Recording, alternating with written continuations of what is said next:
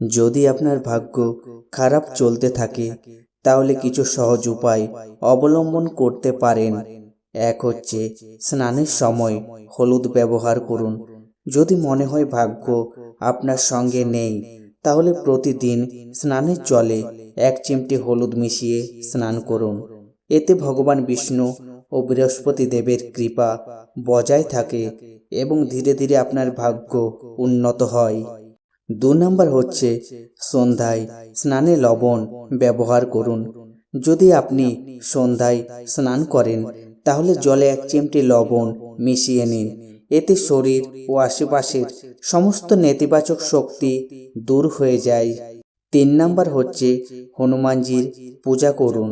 যদি আপনার জীবনে টাকার সমস্যা বা অন্য কোনো সমস্যা বারবার দেখা দেয় তাহলে পঞ্চমুখী হনুমানজির আরাধনা খুবই শুভ ফল দেয়। প্রতি মঙ্গলবার কোনো মন্দিরে গিয়ে পঞ্চমুখী হনুমানজির সামনে প্রদীপ জ্বালিয়ে হনুমান চল্লিশা পাঠ করা উচিত। এতে শত্রু, বাধা ও আর্থিক সমস্যার থেকে মুক্তি পাওয়া যায়।